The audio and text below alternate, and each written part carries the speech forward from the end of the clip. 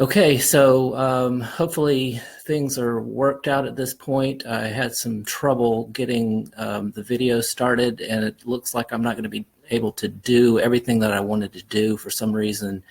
The computer that I was using wasn't giving me access or allowing Facebook to access my camera. So I did several trial runs with this and never had that problem, but a new problem popped up, and so we'll do this the best we can here with the limitations, some technical limitations. So I apologize for the delay. We'll go ahead and get started now. Just some weird technical issues came up at the last minute, despite lots of practice runs. So I thank you for being here. And I thank you for being patient. Was definitely looking forward to this. I'll be back in about 1 second.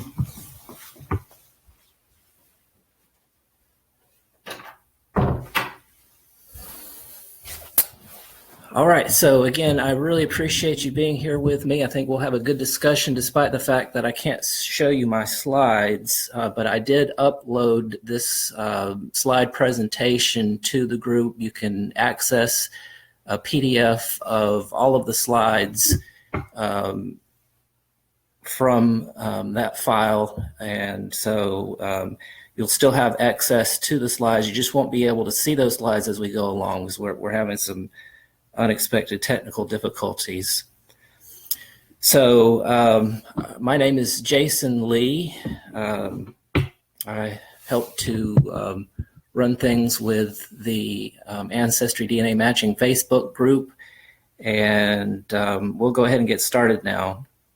Just to introduce myself here for a couple minutes, I started with genealogy around 1987. No computer, no internet, no DNA testing, but I did have my little bicycle, and that gave me access to the local library and the cemetery nearby. Old Pine Grove Methodist Church is where my grandfather and my second great-grandfather, my third great-grandfather, and my fourth great-grandfather are buried.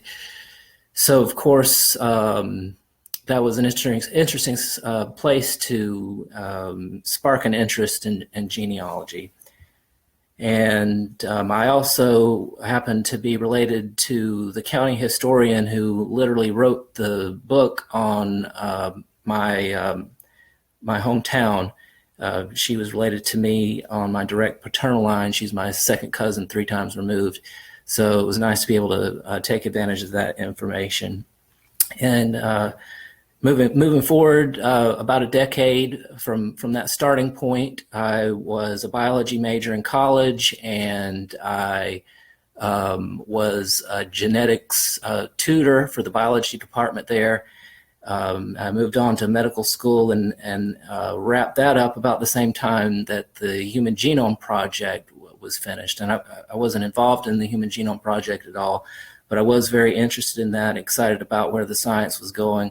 But I could not have imagined that this technology and this information would eventually be applied to genealogy. But in 2012, I did in 2012 I did test at 23andMe, and I hope everybody's able to hear this. I see there's some questions about the audio. You might have to turn that up.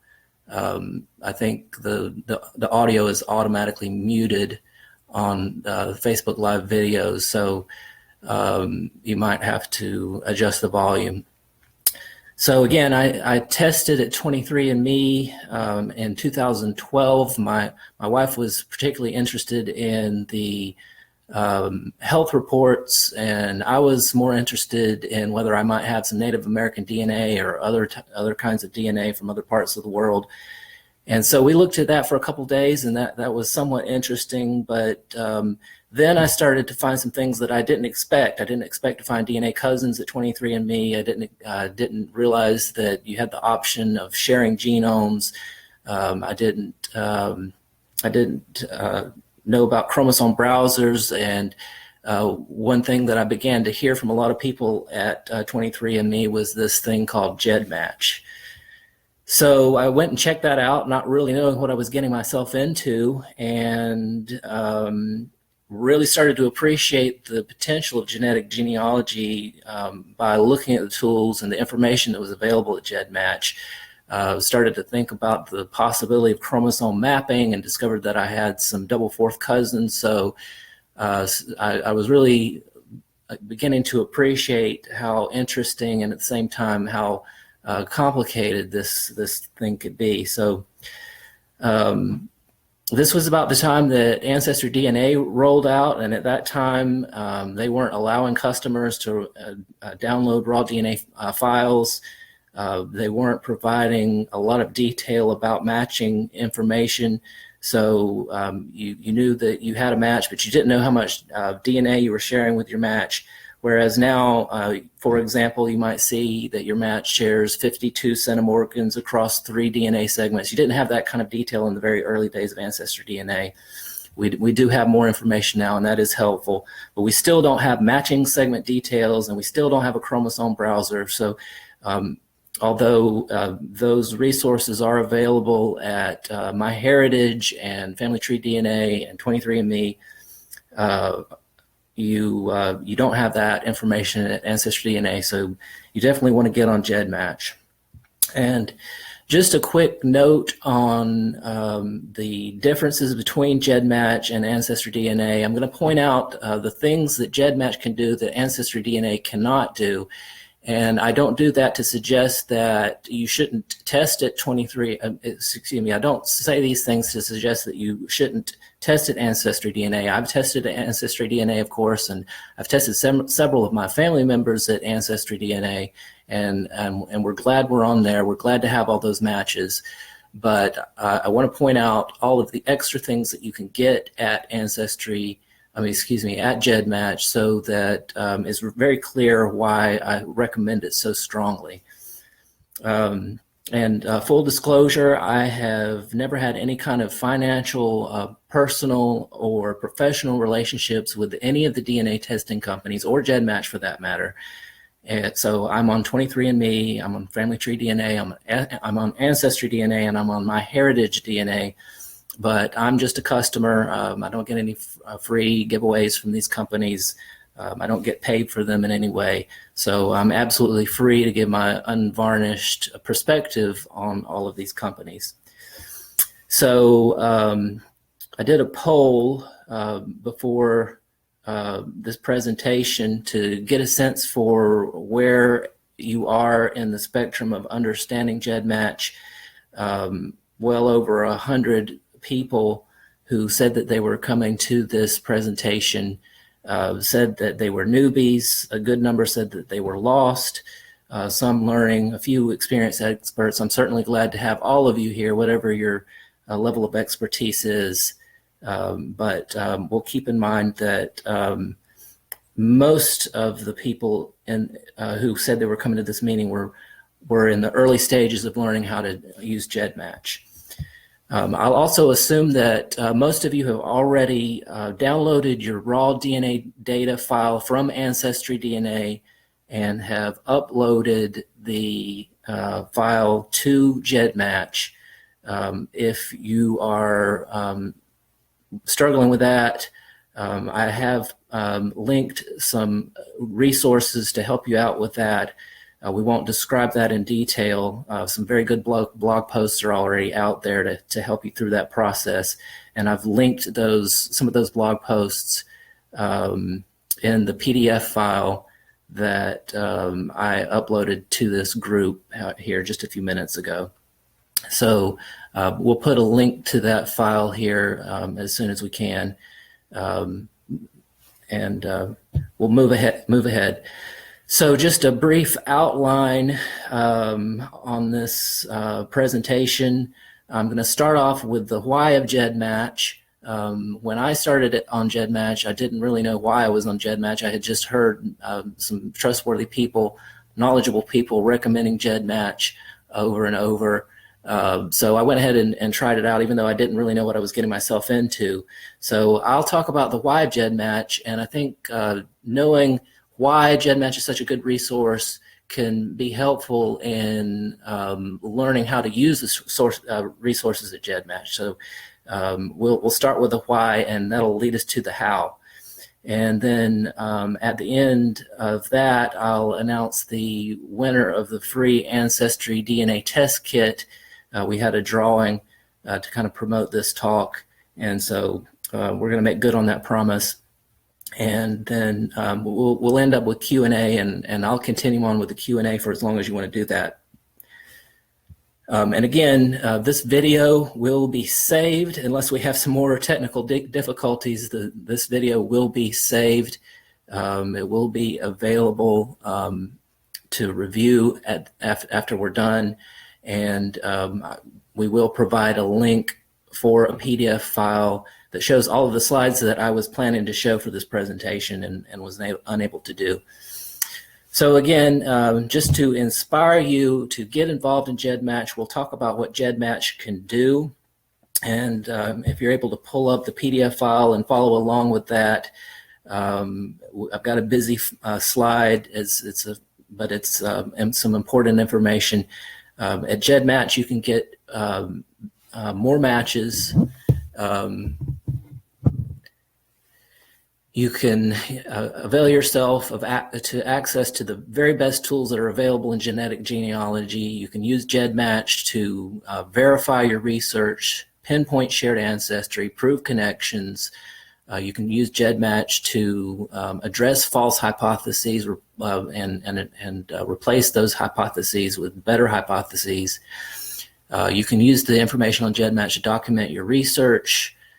You can contribute to progress in genetic genealogy in general. You can use GEDmatch essentially as cousin bait, which has been an effective thing for me.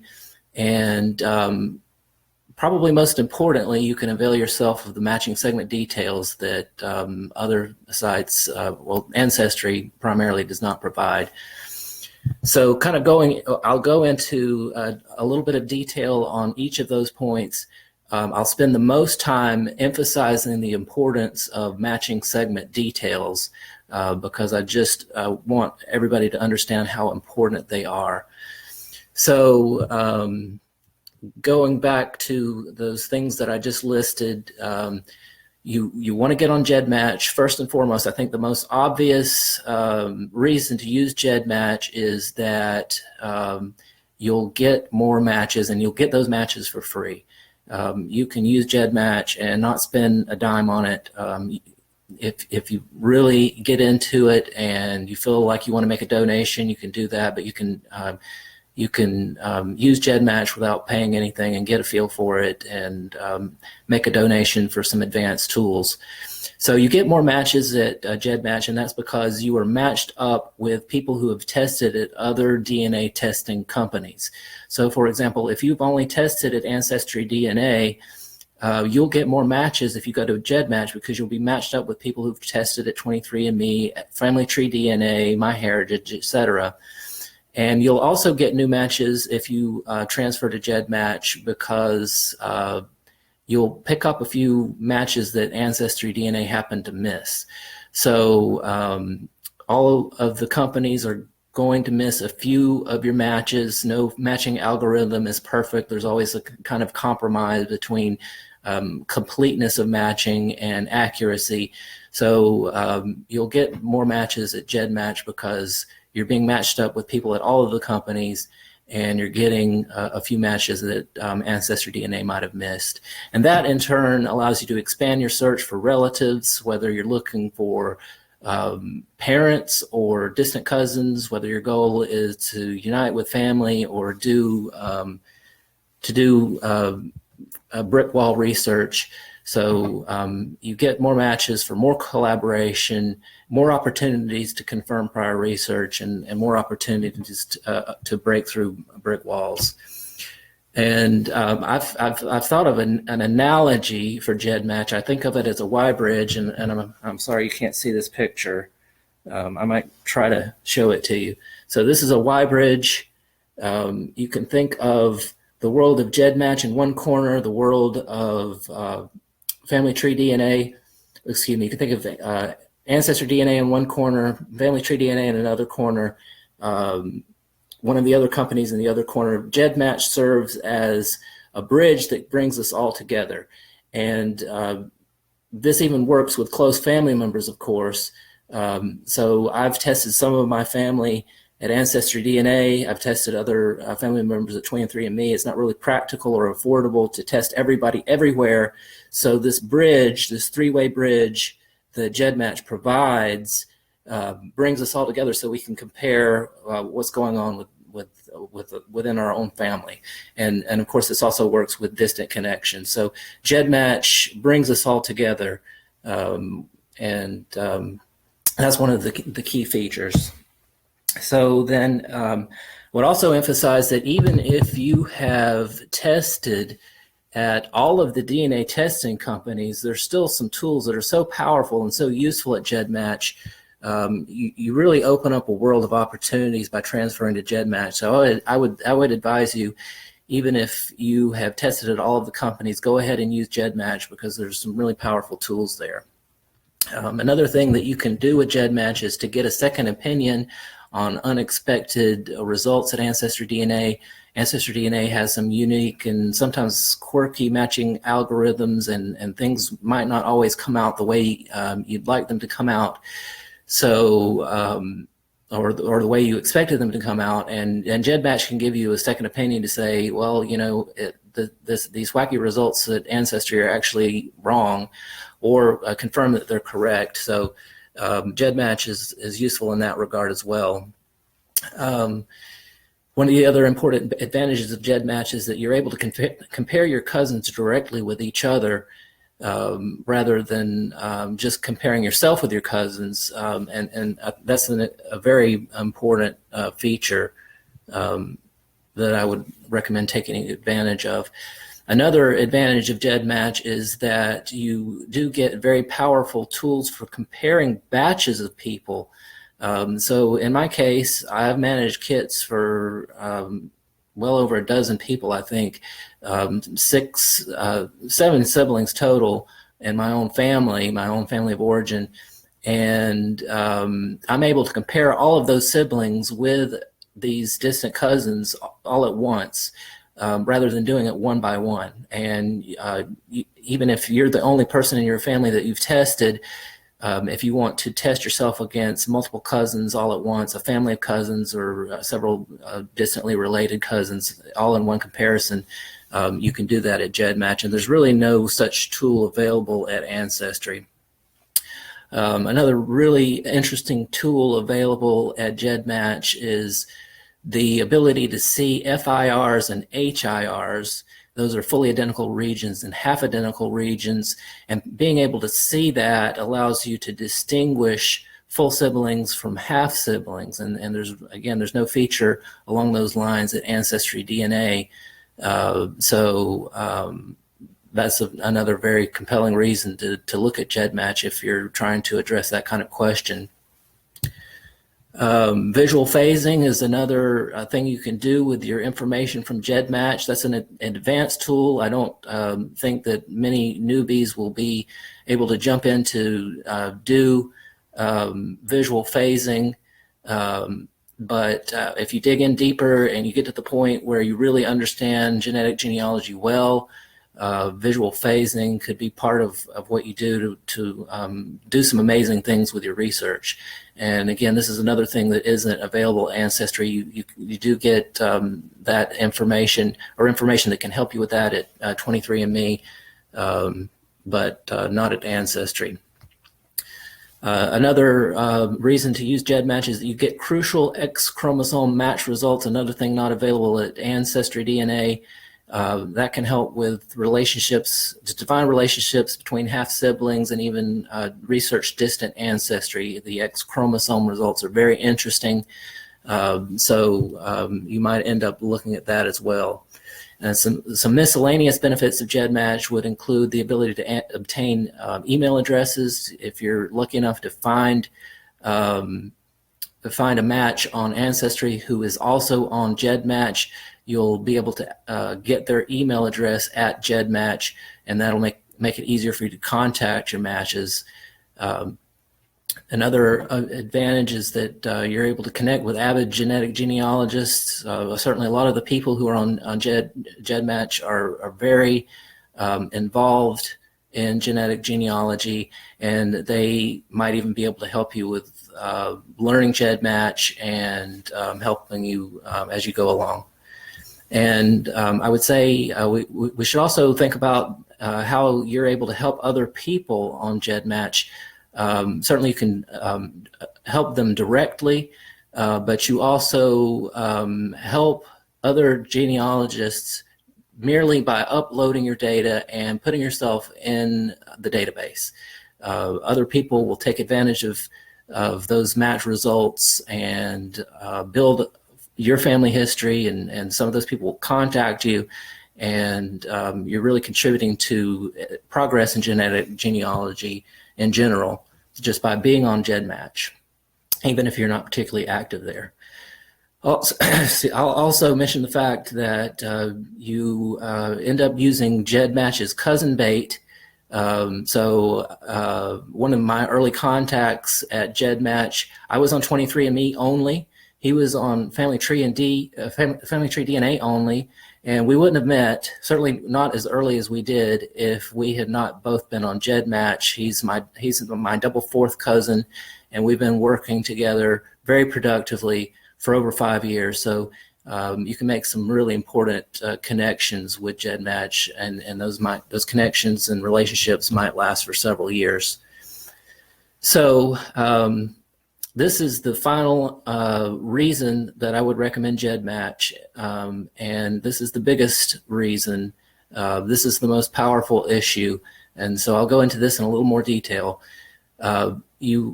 When you go to GEDmatch, you get complete and accurate matching segment details for your matches at AncestryDNA and elsewhere. And this information is crucially important. It's essential for using DNA evidence in proving and documenting relationships. So we'll circle around and flesh that concept out a little bit here.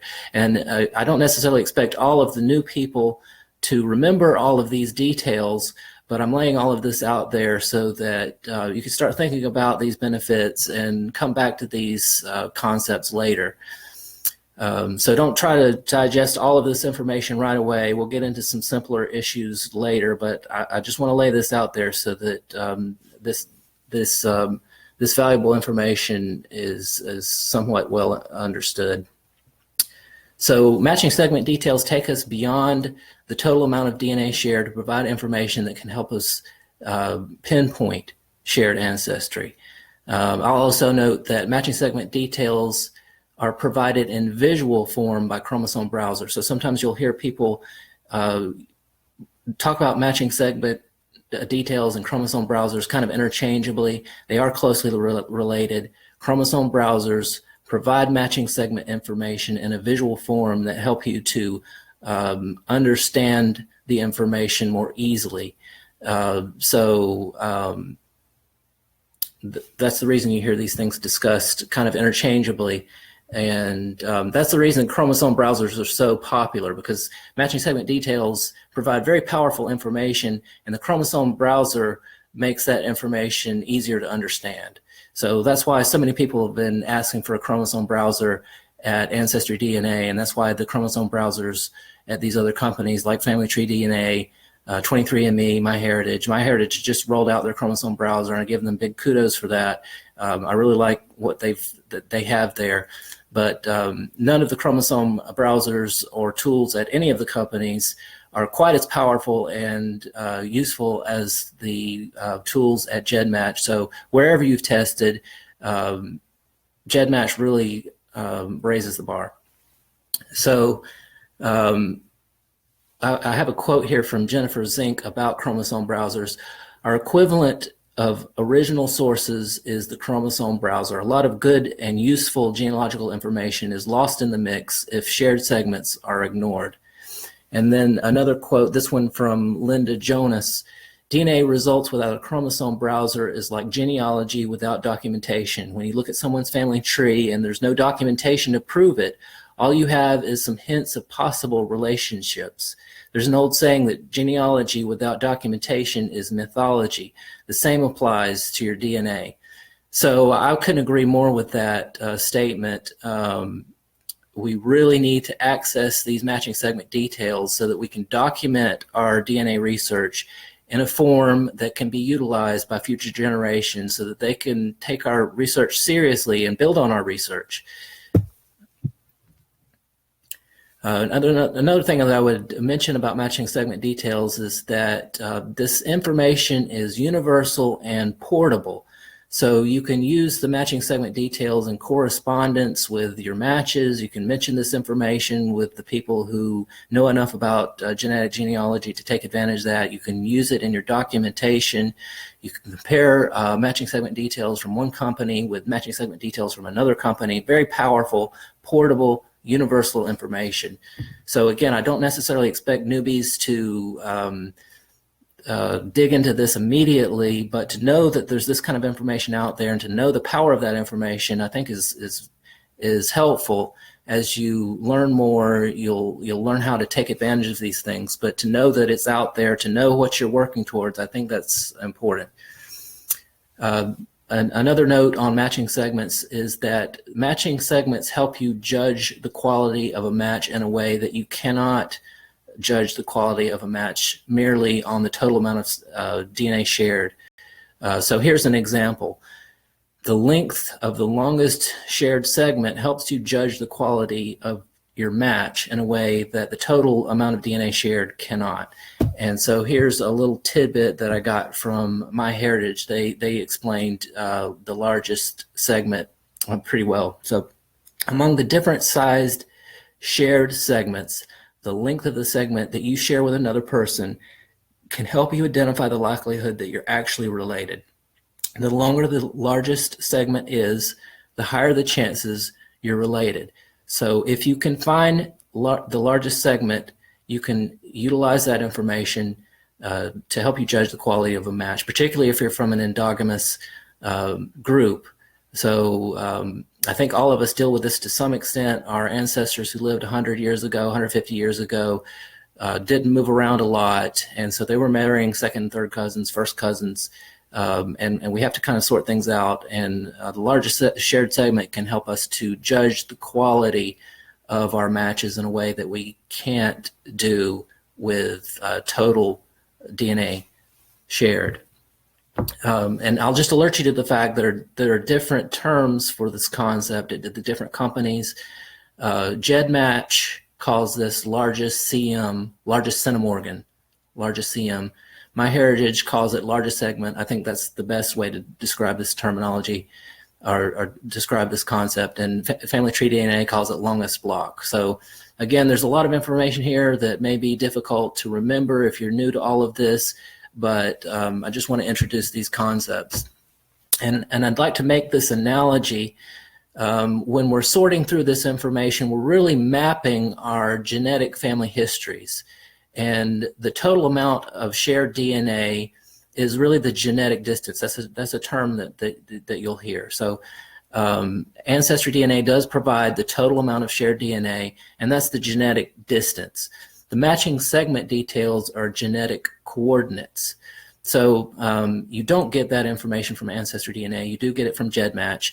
And you use the genetic distance along with the genetic coordinates to learn more than you could without those genetic coordinates. So you want to avail yourself of as much information as possible. Another issue with respect to matching segment details is that you get more accuracy in your research. So without matching segment details, we can jump to false conclusions even when our trees are accurate. And I'll discuss that. I'll discuss that a little bit more in a moment. So the matching segment details essentially allow us to set the record straight. Matching segment details help us to disprove hypotheses, to disprove shared ancestor hints, and to disprove DNA circle connections. Now, of course, most of the time we're looking to prove our theories, to prove our hypotheses, to prove the DNA circle connections. We want to prove as much as we can, but sometimes DNA circle connections are pointing us in the wrong direction. Sometimes our shared ancestor hints are not quite right. Sometimes our theories and hypotheses are not quite accurate, and we want to be able to disprove what's not accurate so we can move on to things that are true. And I've talked about that in several of my blog posts: Anatomy of a DNA Circle, DNA Circle Disconnect, Do It Yourself, NAD. So you can look those up later if you're interested in that. I've linked those in the PDF file of the slide show presentation, and you can take a look at that. So my favorite example, I'm going to go ahead and make this more of a concrete concept by giving you an example. So my favorite example is my cousin Danny. My cousin Danny was on my first page of matches at 23andMe when I first started using 23andMe, and he was also on GEDmatch. And he was shown as sharing about 51 centimorgans with my family. So of course I contacted him, and he was, fortunately he responded, and we were not able to find any obvious connection to explain the shared DNA. He mentioned that his mother might be testing later, and we could take a look at those results, but we didn't find any common ground, so we had to move on. So that's what we did. I moved on with my work and built out my trees and improved the information. I hadn't really done a lot of work since I was a child, so there were some things that really need to be fixed. And eventually we ended up with a DNA hint. At that point they were called DNA hints. They're now called shared ancestor hints. And because I had built out my tree, we now had a DNA hint. And I'll try to show that to you. Again, I'm sorry I can't do my whole slide presentation, but we had this DNA hint. So you can see Danny there. This is a connection through his mother. This is a maternal connection for Danny. And for me, this is a direct maternal connection to our shared ancestors through my second great-grandmother, Ruth Dean. So try to remember Ruth Dean, and remember that for Danny, this is a maternal connection. And our shared ancestors are Wilson Williams and Emily Elizabeth DeLoach. So Danny and I have this DNA hint, the shared ancestor hint, that connects us to our shared ancestors, Wilson Williams, Emily Elizabeth DeLoach, and it's through my direct maternal line, Ruth Dean, and Danny's mom. So just try to remember those key elements. So that was exciting. You know, I was in the early stages of learning genetic genealogy, and it was exciting to have this hint. And then we also, shortly thereafter, we got a DNA circle. And so you've got my family there at the top, and we've got a direct line connecting us to Danny down at the bottom. And so that made it even more exciting. And that's very compelling. You know, if you're just starting out in genetic genealogy and you're getting these beautiful hints, it's really exciting. So then you start to ask your question, is this a DNA verified cousin? I think a lot of us would just go ahead and say, okay, and this is a DNA verified cousin. This is a DNA verified relationship, and we probably celebrate and pull out this this nice image. And you've probably seen that a lot. If you haven't, you will. You might even use it. That's an image by Sue Griffith, and I really like that image. But I see it a lot, and I wonder. I wonder how well these verification, how well the verification has really gone for these connections. So in my case, I decided to look for some more clues. With a good connection like this, you don't always get more clues, but I was lucky to get more clues. And in this case, I found a cousin, Victoria, on 23andMe, and I found that she shared 78 centimorgans of DNA with Ruth Dean's niece. 78 centimorgans, a very good connection with Ruth Dean's niece. So you'll remember Ruth Dean, my second great grandmother, is the connection that sets me up with a relationship with Danny. So that's really exciting. It's really exciting to have DNA test results for my second great-grandmother's niece. And so we took a look at that. I made contact, of course, with this match, and I got a prompt reply. And the reply came from, maybe you can see this, the reply came from Danny. I didn't see that coming. Danny happened to be Victoria's son. So now the plot thickens. We have this Dean Williams link with my family. We have this maternal DNA connection with Danny. So now the evidence is even more compelling. Do we call this DNA verification? Well, I decided to look at one more thing. I looked at one more thing before I did the big happy dance. And hopefully you can see this. It's probably going to be hard to see. I did a DNA circle comparison.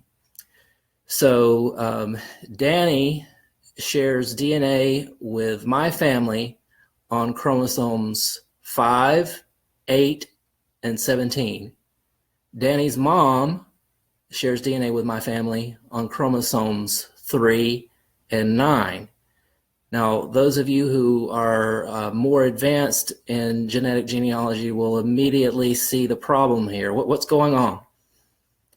Well, the matching segments don't line up at all.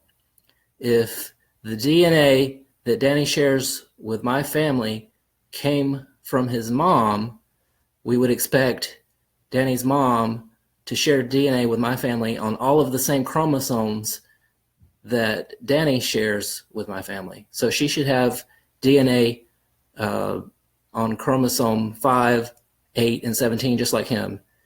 But that's not what's going on here. So the conclusion is that this DNA that Danny shares with my family did not come from his mother. The DNA that Danny shares with my family came from his father. We can draw that conclusion despite the fact that Danny's father hasn't tested. He's not part of this equation. So here's what we have to say. As a result of the matching segment comparison, note that the ancestral relationship is maternal,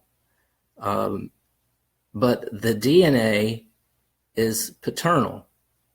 So this match with Danny does not verify the relationship visualized in this shared ancestor hint. And we wouldn't have discovered that without looking at the matching segment details. So in fact, that led us on a search for shared ancestry on his father's side, and we found it. And we found very strong, convincing evidence that the DNA that Danny shares with my family came from James Thurman and Nancy Turman. And that was very interesting. And we owe that progress to the fact that we looked at the matching segment details to see that this shared DNA was not from his mother. So again, this highlights the importance of using matching segment details for verification. Verifying the DNA evidence is as important as verifying the paper trail evidence. And I want to emphasize that point very strongly, because I see discussions in some of the DNA discussion groups where people are talking about these shared ancestor hints, and they say, well, I verified the relationship on my family tree. I looked at all the evidence. The paper trail is solid. This is impeccable. I looked at my match, looked at their family tree. Their research is impeccable. Their family tree is complete. The DNA, the family tree connections are well documented. It all looks great. Well, you need to do that, and that's important. That's part of the process. But you also need to do that same. You need to apply that same process to the DNA evidence itself. So the DNA evidence needs to be scrutinized in the same way that you scrutinize the paper trail evidence. You need to look at all of it.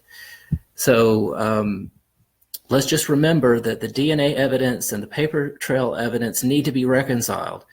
And if we go through that process when we're on the wrong track, the matching segment details can help us get back on the right track. And even when we're on the right track, I've seen this many times, even when we're on the right track, the matching segment details can help us find the truth more quickly. So I certainly advise you to look at the matching segment details. You don't have to understand everything there is to know about matching segment details when you get started. As a new GEDmatch user, you might not wade into that right away, but keep in mind that these matching segment details are very powerful. They help you draw the right conclusions. They help you make discoveries that you would not otherwise make. And so just be thinking about that as you make progress in genetic genealogy. So I have a blog post that gets into a little bit more detail on that. It's entitled, "Why Do You Need a Chromosome Browser?" You can take a look at that. I've got a link in the PDF file. And you don't have to take my word. I've gone into a lot of detail about why I think GEDmatch is important and what's available at GEDmatch that will allow you to make better progress and achieve your goals. But you don't have to take my word for it, of course. I did a poll shortly before I announced this presentation, and I asked the members of this group to tell me whether the various DNA sites have helped you. This being an AncestryDNA group, AncestryDNA got about 500 votes. But among the others, GEDmatch was the leader. So comparing AncestryDNA, GEDmatch, Family Tree DNA, 23andMe, MyHeritage, GEDmatch was the leader after Ancestry. So a lot of people are making good use of this information. So now I'll get into a little bit about how you use GEDmatch. Unfortunately, I can't show you the images, but they are in the PDF file. So please take a look at that. I'll try to show you some of these images as we go along. The most important tool at GEDmatch is the one-to-many tool. I call it the most important tool because it helps you get introduced to what's available at GEDmatch, and it's relatively easy to use. There's not much you have to do to get started. So to get on the one-to-many tool at GEDmatch, you'll look for this link. It says one-to-many matches. You'll click on that link. And then once you've clicked on that link, you'll be asked to put in your GEDmatch number. So you can do that either manually or you can use the drop-down menu. But you'll put in your GEDmatch kit number. And then you'll click on the little button that says Display Results. And then you've got a big list of matches. Your closest relatives will be at the top of the list automatically. You don't have to sort that out for yourself. Closest relatives at the top of the list. I'll admit that this tool is intimidating for a lot of people when they first get started. So I would advise you to focus on the most important items first, and don't get discouraged. And we'll talk about the most important items so you can be prepared to look for those. So this is what this is kind of what you'll see. There are some introductory paragraphs at the top. You can take a look at that, or maybe not get bogged down in all of that. And then if you scroll down, you'll see several columns of information. The columns on the far right are the columns that you're going to want to look at first. So those columns on the far right give you the names and the email addresses of your matches. And remember, the best matches, the closest matches, are at the top of the list. So you'll have names and email addresses for your top matches, easily accessible there at the top of the list in the columns on the right side.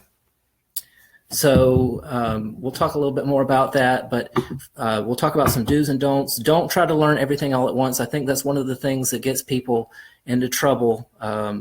They try to absorb all of this information all at once, but I would say don't try to do that. Just focus on the things that look obvious take baby steps. Don't get bogged down with the details. Don't worry about XDNA if you don't already know what that means. Don't worry about haplogroups if you don't understand that. Some of that information is a little less useful anyway, so you're not really missing out on a lot if you don't dig into all of the details. So focus on what you can comprehend first and just run with it, and over time you can learn some of the other things. And that takes me to another point that I'd like to emphasize quickly. Don't put this off. Don't wait until you understand everything in AncestryDNA to begin digging into GEDmatch, or to at least upload to GEDmatch so that people can find you and contact you. I've heard people recommend putting it off. I don't see any advantage in that, particularly if you're looking for parents. You want to get out there as soon as possible. Make yourself visible to the world of genetic genealogy. There's really no reason to put it off, particularly if you're just getting started, and you can move forward at your own pace. But why not get started? Get yourself out there. So going back to the issue of those two columns on the right, I've highlighted them. Names and email addresses are the first thing that you can look at. And if you do nothing else, if you learn nothing else about GEDmatch, you can just start reaching out to these people and sending them emails, and some of them might understand GEDmatch quite well and help you along, or you can learn together. But if you learn nothing else, you could just go ahead and look at those names and email addresses and start reaching out to people. So there's also some other key features at GEDmatch that I think are fairly accessible for new people. So I'll run through those quickly. You have total centimorgans, which tells you how closely related you are to these people. You have the GEDmatch kit number, which is the ID number for your match. Those are useful to use in correspondence, so people know who you're talking about. Some people manage dozens of kits, and including the GEDmatch kit number in your email to your match can help them know who you're trying to reach out to. And then there's a column of information about family trees, and I'll show you those as we go along. So again, one to many, the total centimorgan column tells you how much DNA you share with each of your matches. More centimorgans, a higher centimorgan number indicates a stronger relationship, and the highest values are automatically arranged at the top of the chart, so you don't have to go searching out for that. And I've highlighted where you can find that. Under autosomal, total centimorgans, that tells you how much DNA you share with each of your matches. And in the beginning, you might suffice it to say that bigger numbers mean stronger relationships, and just leave it at that. But if you do want to dig in a little deeper, you can find the famous green chart by Krista Stahlcup of DNA Detectives and try to sort things out with that. So you'll see a column there showing the numbers, and so for example, 215 centimorgans puts you in a category with first cousin relationship. Note that some of these categories overlap, so 215 also fits into group E below. So there's a little bit of overlap. You have to look at that closely. That's just the nature of DNA inheritance. The lines aren't crisp. There's some overlap, and you just have to kind of learn that as you go along. So then moving on, in the one-to-many spreadsheet, there's a column that has links to your match's family trees. And so that makes it very easy to look at things, and that's one of the newest, that is the newest item in the one-to-many tool. And you'll see a column, it says GED/WikiTree. If you're lucky enough to have matches who have provided information that gets you access to their trees, you can follow that link, and it's very convenient.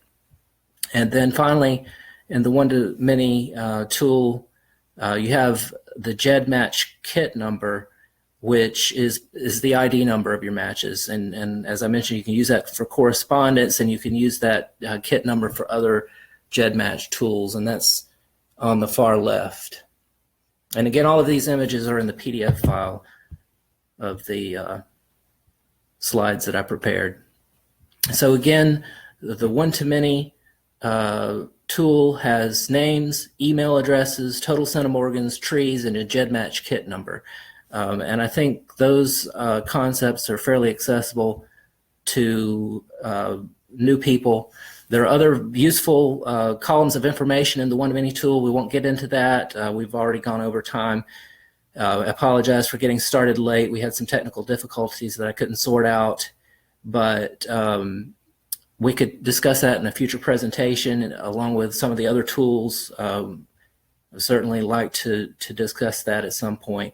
So now we can proceed with Q&A. If you have any questions, I know I went through this pretty quickly to try to make up for lost time.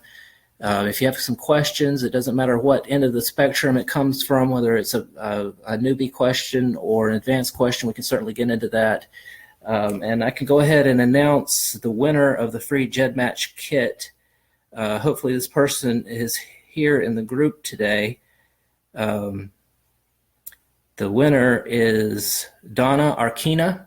I hope I said that correctly. Donna Arkina won the free AncestryDNA kit. So you can contact me, you can send me a direct message and tell me where you want me to send your kit, and I'll get it to you. So congratulations to Donna Arkina, a member of the AncestryDNA matching Facebook group, who won the drawing. Okay, so hopefully you were able to find the PDF file that shows you the slides that I prepared for this presentation. If not, I'll link it and make sure it's visible to everybody. I want to be able to read the comments here, so I won't work on that right at this moment, but I did upload it a few minutes before the presentation was supposed to start. So it is in the AncestryDNA matching Facebook group under the files section. You can pull up that PDF file and see the slides that I had prepared for this. So if there are any questions, we can go into that. Again, this video will be saved, and you can access it later if you want to do that. And the PDF file is available as well. Shannon Christmas says, don't forget to phase your data at GEDmatch if possible. That's very good advice. And we can get into those kinds of questions and get into those kinds of issues in future presentations if you're interested in seeing other presentations. Hopefully I'll work out the technical problems. Had a very unexpected problem. Did several practice runs and didn't run into any problems, but for some reason something new came up. But we'll try to do another presentation soon, and we can talk about a lot of other issues. Where on Ancestry do I download my raw data?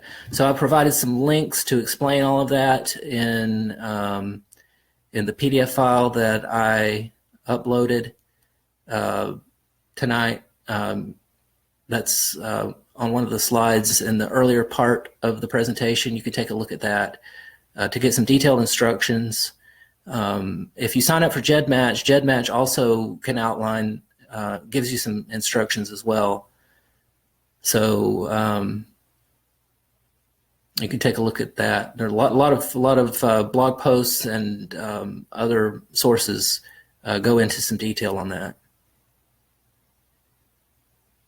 So I'm glad that some people like this presentation. I feel so bad that we had the awful technical difficulties at the beginning, and I feel bad that I wasn't able to show you all of my beautiful slides, but you can take a look at that at your leisure later.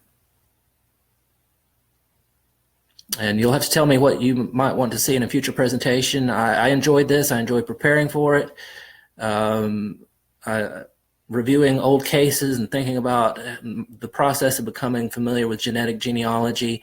I still enjoy it tremendously, and I've enjoyed it from day one, and I like to spread that around to other people. And I know there are a lot of people who've uploaded to GEDmatch and they've never really used it because they don't understand it, and I think that if you buy it, approach it in bite-sized amounts, you can learn a lot. I had a little bit of background from education about biology and genetics that made it somewhat intuitive.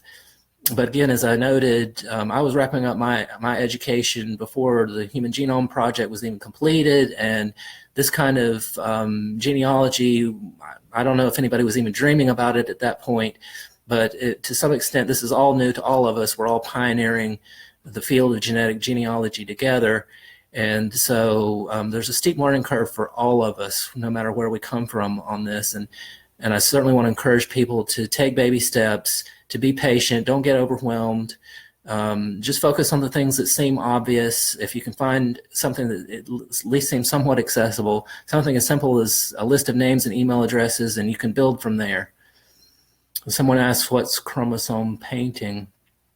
So I've been involved in a process of mapping my chromosomes since soon after I started genetic genealogy, and that's a process of looking at your matching segment information and assigning the bits and pieces of your chromosomes to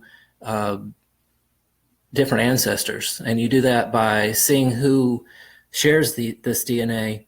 You look at various cousins, you draw your conclusions about where your shared DNA came from, and you map that out on your chromosomes as you go along. So that's a somewhat advanced process. It's not necessarily something that you'll be thinking about doing if you're an early stage genetic genealogist, but I enjoy that process very tremendously, and I'm working on that process to try to break down brick walls. So that would probably be a very big presentation. If we were to address that topic as a presentation, that probably would be a pretty big presentation. So I'd be happy to do it. I think it's just endlessly fascinating. But to really do it justice, we'd want to do a thorough presentation on that topic. Someone's asking about future presentations. You know, that's somewhat up to you. I might put up a poll in the AncestryDNA matching Facebook group to see what you're interested in.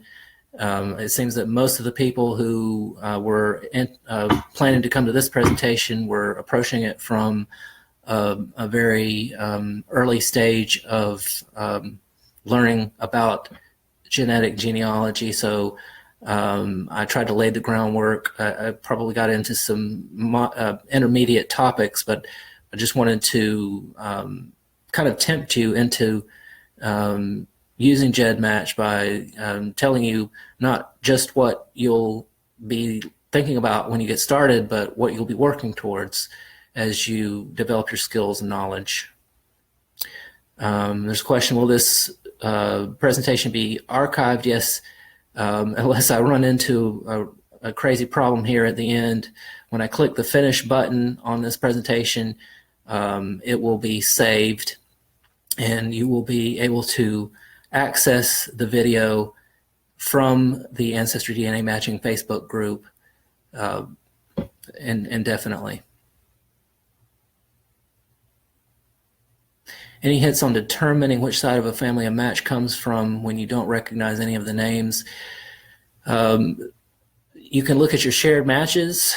That can help. So if you're familiar with most of your matches, and you do, if you look at shared matches, you do the people who match one or both of two kits. That would be another presentation that we could do, really, to sort through that. Yes, there are ways to do it. It's not necessarily easy, but you can do that.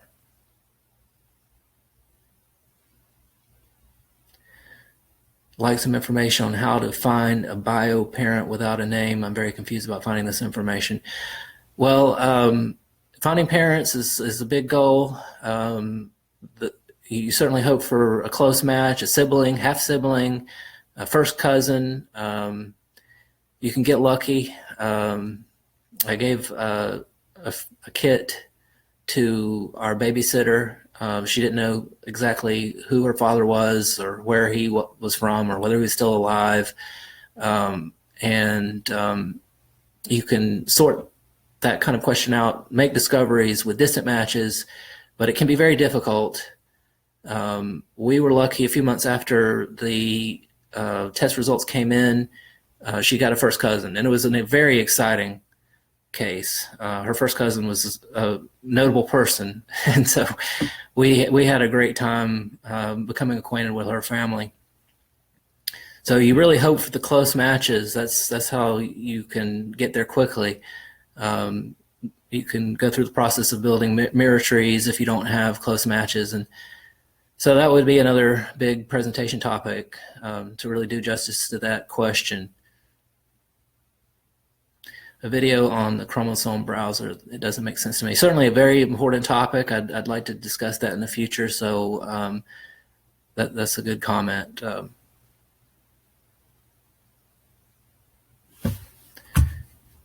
Just trying to see if there were any other. Can you just mention why is it crucial? I'm not sure which crucial thing we're talking about.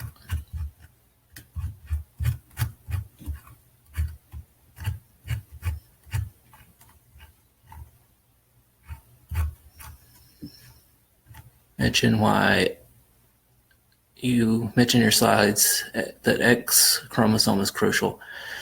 So it's not, the X chromosome match results aren't necessarily crucial for every goal that you might have, but you can put it to good use. You can help use that information to help sort out half siblings, and you can use it to research distant connections as well.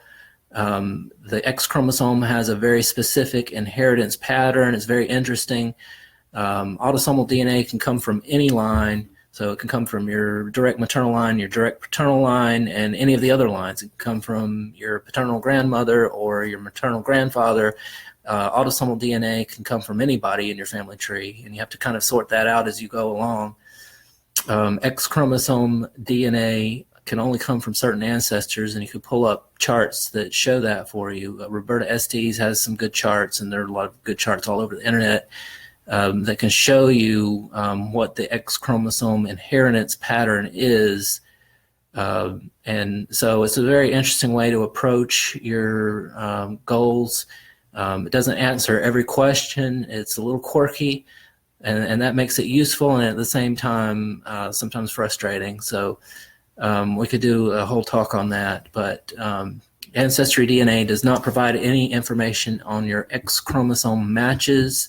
So if you want to get, if you've only tested AncestryDNA and you want to get information about your X chromosome matches, you have to do that through AncestryDNA. You can also transfer to Family Tree DNA for free. MyHeritage is still free to transfer at this point. I came to this presentation really prepared to excoriate excoriate MyHeritage because they had really disappointed me. They had said about a year ago that they were a couple months away from providing a chromosome browser. Their match results were really terrible. And there were some blog posts out there about that. But just last week, they really improved their game, and they are now a great contender. They're providing good information. They have a chromosome browser. They have reliable match results. It looks really good now. There's certainly some things that I could suggest that they might improve, but they've done very well now. They have a database of over 1 million people. And again, I don't have any financial ties with any of these people. I'm not trying to sell test kits. You can transfer to MyHeritage for free if you've tested AncestryDNA, and you can get some access to some great information over there. So forgot the point that I was trying to make with that, but you know, you want to take advantage of all of the resources. Each company has strengths and weaknesses. The big weakness of AncestryDNA is that they don't have matching segment details and they don't have a chromosome browser. But fortunately, Family Tree DNA, MyHeritage, and GEDmatch all take raw DNA data files from AncestryDNA, and that allows you to gain access to the information that you need if you want to really push your research as far as it can possibly go and utilize your matching segment details, utilize your DNA test results to the fullest extent. So I recommend, if you are on AncestryDNA, download your raw DNA data file and upload it to GEDmatch, upload it to Family Tree DNA, and upload it to MyHeritage. All of those companies are helpful, and all of those transfers are free. And you can learn some things. Unfortunately, you also have to, if you have some great matches at AncestryDNA and you want to look at the chromosome browser with those matches, and you want to look at the matching segment details, it's not enough to transfer yourself. You might be lucky and they might already be on GEDmatch, they might already be on Family Tree DNA, they might already be on MyHeritage. But if they're not, you'll have to contact that match and say, hey, we've got an interesting match here. I'd like to learn more. There's a lot available at GEDmatch. There's a lot available at Family Tree DNA that's not here at AncestryDNA, and you just have to work that out with your matches and try to get them over there. And that's a continual that's a lot of hard work. I do that all the time.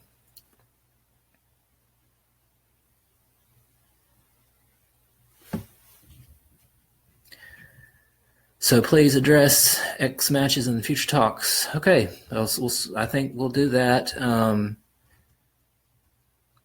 It's an intermediate topic. I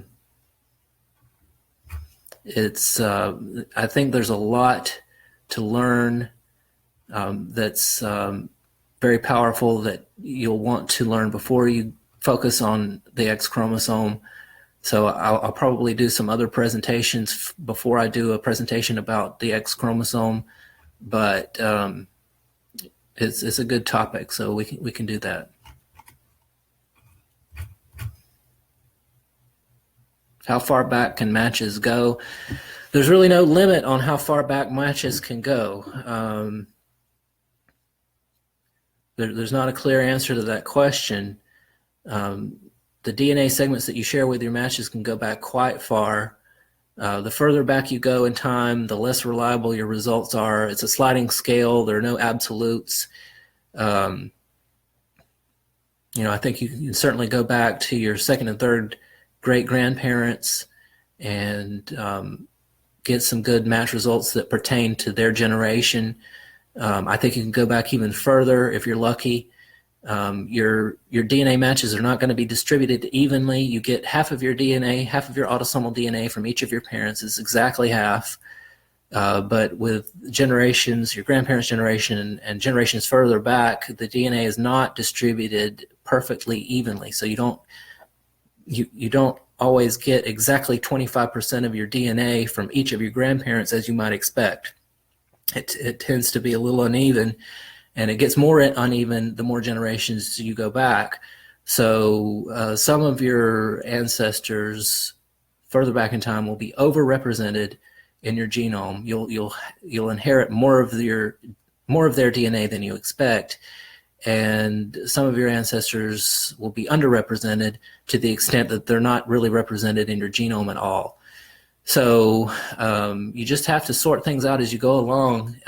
You can't force DNA to tell you what you want to know. You just have to look at what's there and learn what's there. And it's not all perfectly predictable. I see a lot of congratulations to Donna for winning the free DNA test kit. I just want to remind her, if she's here, to send me a direct message so that I know where to send your kit. Will you please tell me where to find FIR and HIR? Okay. So the fully identical regions and half identical regions are fairly easy to find, and this would be easier with pictures. So I probably should just do a presentation that includes this information at some point. But if you do the one-to-one comparison, the one-to-one compare, that's one of the tools that you'll see on the main page at GEDmatch. If you do the one-to-one comparison and put in your kit number and your match's kit number, or the two people, put in kit numbers for the two people that you want to compare, and select graphics and positions, you'll see the FIRs and HIRs, the fully identical regions and the half identical regions. And you'll only see that if you select the option that says graphics and positions. The default is position only. If you select graphics and positions, you'll see the FIRs and HIRs. The FIRs are green, big green blocks. Full siblings have those big green blocks. Half siblings do not. So if you are if you're trying to figure out if two people are full siblings or half siblings, the full sibling, and sometimes you can figure that out just on the basis of how much DNA they share. But some siblings fall in a gray area where it could either be a half sibling relationship or a full sibling relationship. And GEDmatch shows you the fully identical regions and the half identical regions, and makes it easy to sort that out, even if the amount of shared DNA falls in that gray area. So that probably is something that would be a lot easier to explain in a presentation with images. I'll have to be sure that I've worked out all of the technical kinks before I give the next presentation. But that's a good question. Archaic matches. I don't put a lot of stock in archaic matches. We could discuss that at some point. That's one of the least important tools and least informative. I don't have a lot of confidence in what you see with the archaic matches. It's an interesting little thing to play around with, like the eye color prediction. It's just not really a serious tool, in my opinion. It would be good to know how to build a mirror tree. That's a pretty straightforward concept. I haven't done a lot of that because I don't do a lot with adoptees. I probably need to start working on that. My wife's grandmother was adopted, and I could probably make some progress on that if I were to work on it. But you basically start building out trees based on hypotheses and reeling in shared ancestor hints. Some really good blog posts have been written about that. You could take a look at some of those blog posts. We could talk about that at some point, but it's not something that I spend a lot of time on. Would like more information on the X chromosome. So again, the X chromosome is very interesting, but it's probably not the first thing you want to tackle as a new genetic genealogist. So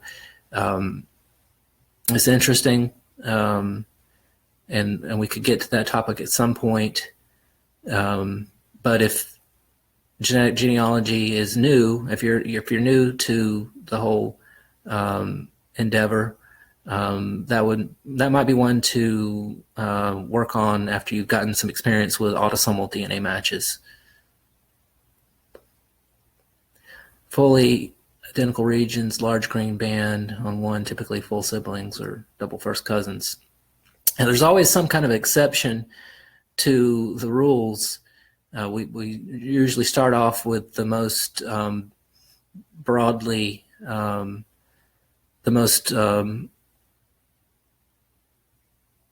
applicable generalizations, but there's always an exception. So fully identical regions are what you see with full siblings. You don't see fully identical regions, those big green bars, with half siblings. In addition to seeing fully identical regions with full siblings, you also see fully identical regions with double first cousins and three-quarter siblings. So there's always something that adds a little complexity to the general rules.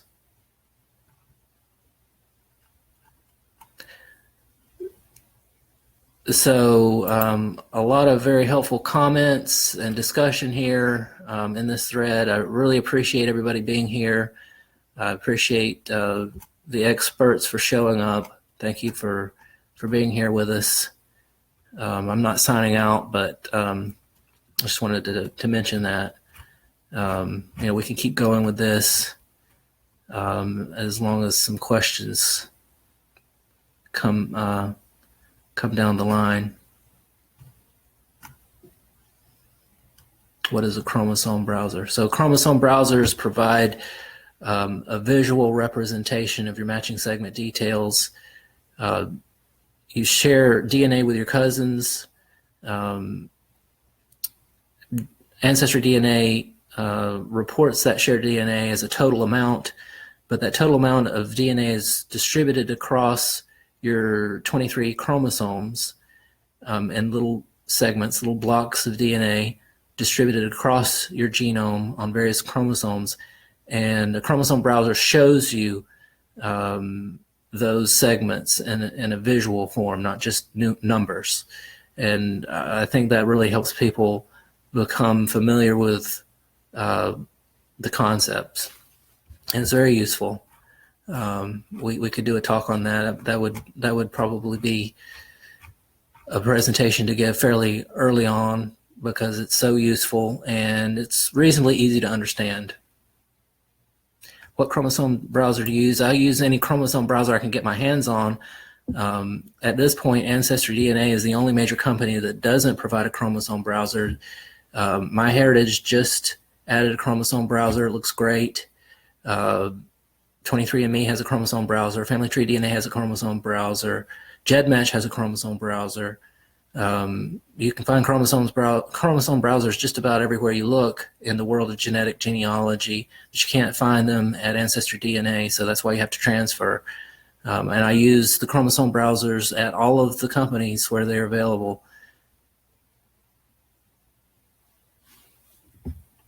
And so you really want to transfer your DNA everywhere that you can.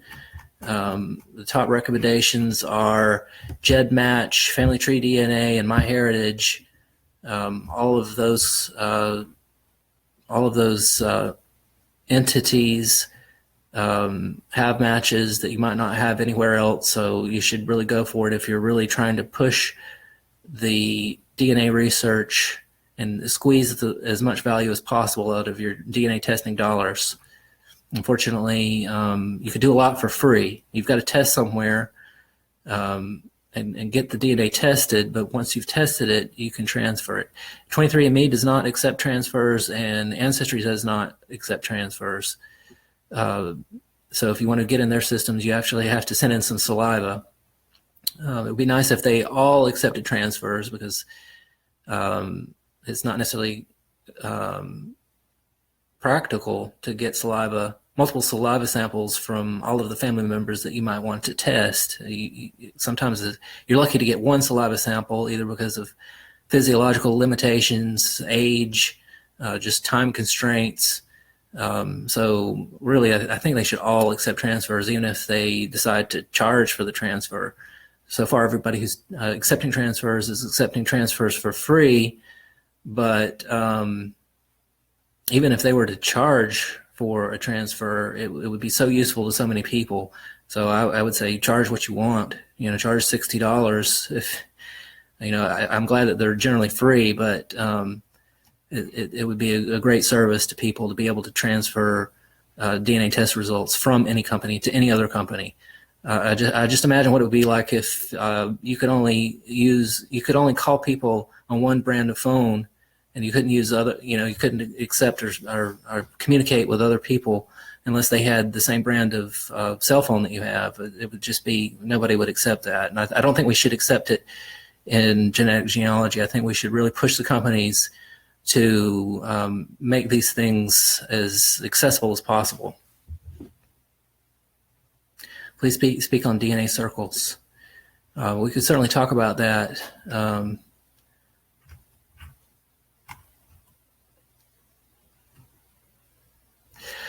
Okay, so I've recorded an hour, 19 minutes of material. I don't want this video to be too big.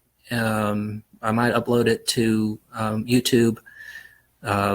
So we don't want the video file to become gigantic. And so I think I'll go ahead and close out the video, but we can continue discussing in the comments. And again, I appreciate everybody being here. Sorry for the delay at the beginning. Sorry for the inability to show you my slides. But I think this was a good meeting, and appreciate you being here. Congratulations again to Donna. As soon as I find out where you want me to send your new kit, your free kit, I'll have that out immediately. So thanks again.